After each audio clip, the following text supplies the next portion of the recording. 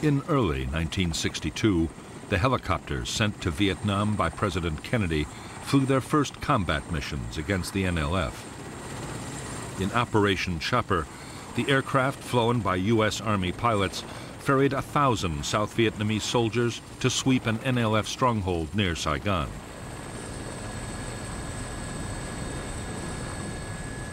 It was the beginning of a whole new phase of the conflict.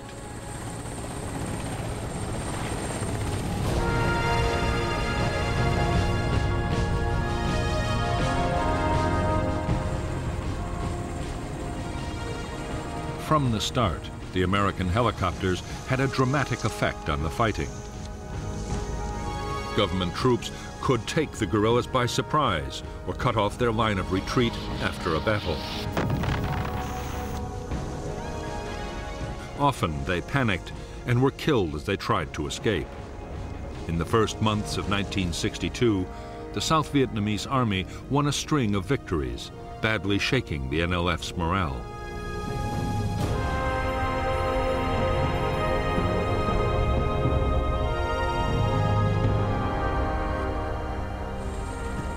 Using helicopters for offensive operations called for a whole new set of tactics. It was a complex business in which helicopter forces and ground units had to be strictly coordinated. But the aim was simple. The enemy had to be found, fixed in position, and then defeated. Government troops called it spear and net. Later, it would become known as search and destroy.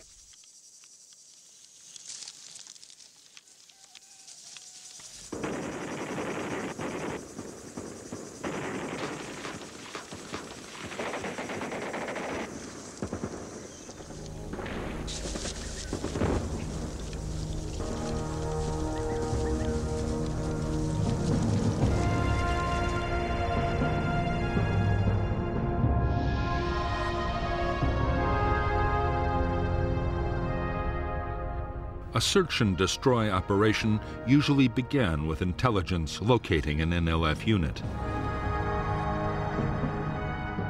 The task then was to place forces to cut off the enemy's retreat. If there was a river nearby, South Vietnamese gunboats were deployed in blocking positions. Infantry on foot and in armored personnel carriers were moved in overland. Meanwhile, American helicopters loaded up with government troops rendezvoused with their escort of ground attack aircraft. After bombing or artillery strikes, the airborne infantry landed and advanced towards the enemy, acting as the offensive spear. Trapped by the net of blocking forces, the Viet Cong would be forced to do battle and be destroyed by vastly superior firepower, or so the theory went.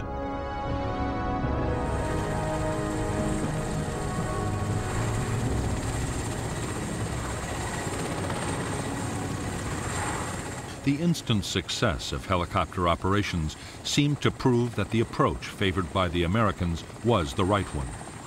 What U.S. advisors wanted now was more and bigger offensive operations.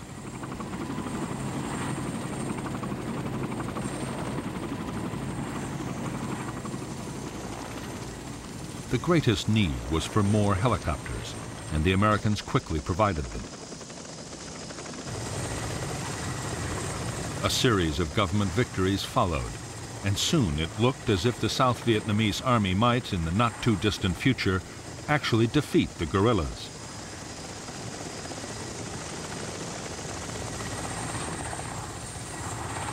In July 1962, General Paul D. Harkins, head of the U.S. Military Assistance Command in Saigon, reported to Washington that tremendous progress was being made in South Vietnam. It was just what President Kennedy wanted to hear, and in the White House there was a deep sense of relief. They hoped they could bring home all U.S. military personnel by the end of 1965.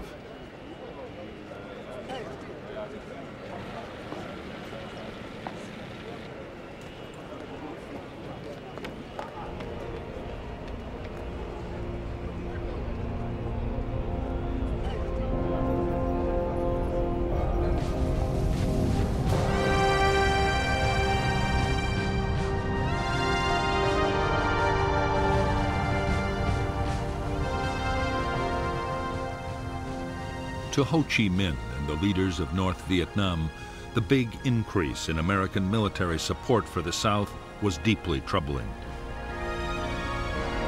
Did the U.S. mean to put in combat troops? Or perhaps even invade the North itself?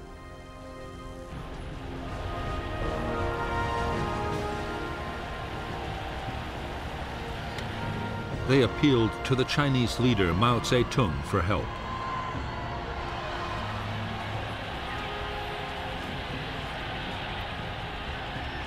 Mao was anxious to be seen as the champion of liberation movements around the world.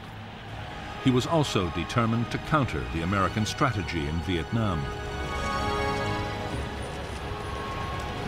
In the summer of 1962, the Chinese leader promised Ho Chi Minh substantial support for the guerrilla war against the Southern government. Right away, North Vietnam would get 90,000 extra rifles for the Viet Cong.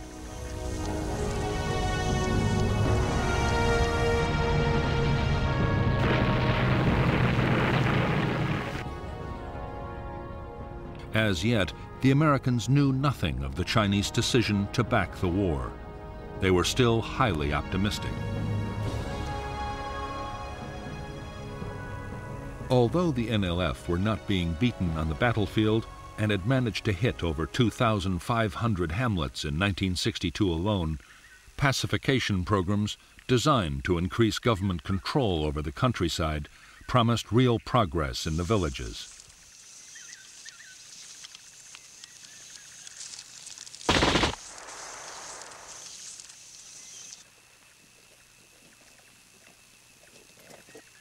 In a program coordinated by the Central Intelligence Agency, U.S. Special Forces were working with Montagnard tribal groups in the central highlands of South Vietnam. They fortified villages and trained local volunteers to fight the Viet Cong in their own areas. The tactics involved setting ambushes, heavy night patrolling, and above all, responding fast to guerrilla incidents.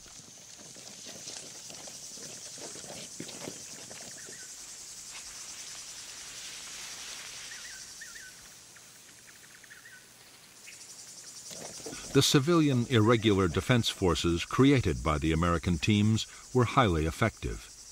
The NLF found it increasingly difficult to organize openly amongst the population.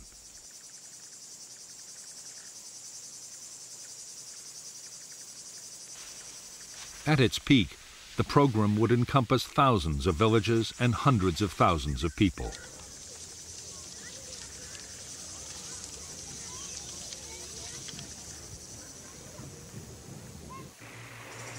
While the effort in the highlands was entirely an American initiative, further south the Saigon government had embarked on its own pacification program.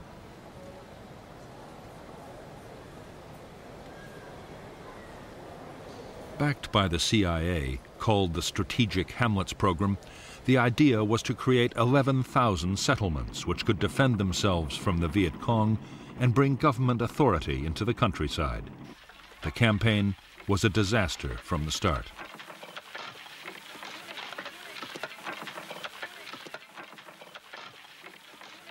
Instead of winning the voluntary cooperation of villagers, the government embarked on a crash program of forced resettlement.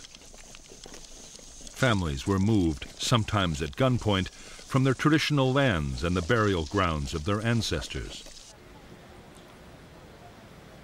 Funds promised for development were embezzled by corrupt officials.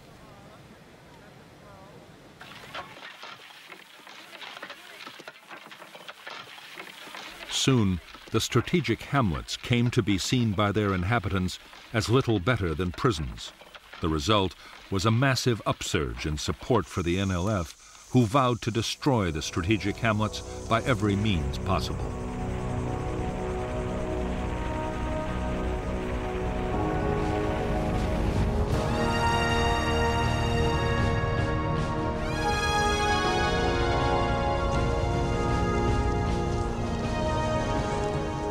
From the first introduction of American helicopters into South Vietnam, NLF tacticians had worked feverishly to develop ways of dealing with the threat.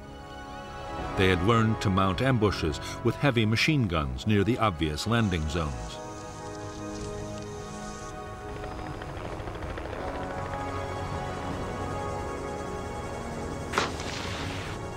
They also practiced breaking up their larger units at high speed and melting into the forests or swamps at the first sign of an enemy sweep.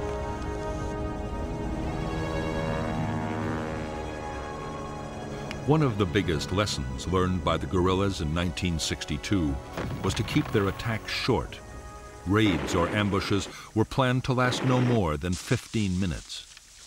The idea was that even with helicopters, government forces would have too little time to react.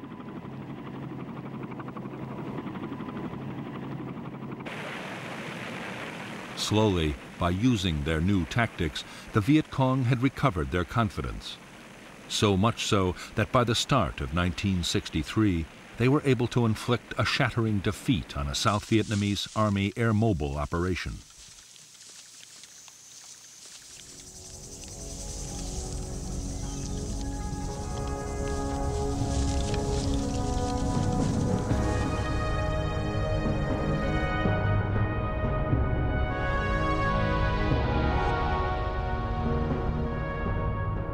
The hamlet of Ap Tan Toi in the Mekong Delta was believed by the South Vietnamese Army to be the location of a Viet Cong headquarters, a radio transmitter, and a small guerrilla force. The Army's 7th Division, with American advice, decided to attack. What they didn't know is that they were walking into a trap. The South Vietnamese Army were lured in so the NLF could for the first time test their effectiveness against militia and airborne units. The operation was launched on January 2nd, 1963.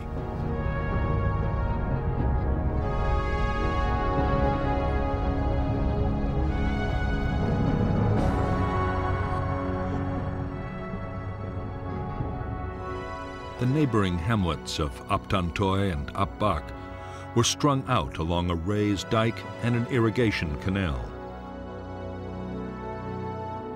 In the tree line was deployed the whole Viet Cong 514th Battalion, reinforced by local guerrillas, altogether nearly 350 men.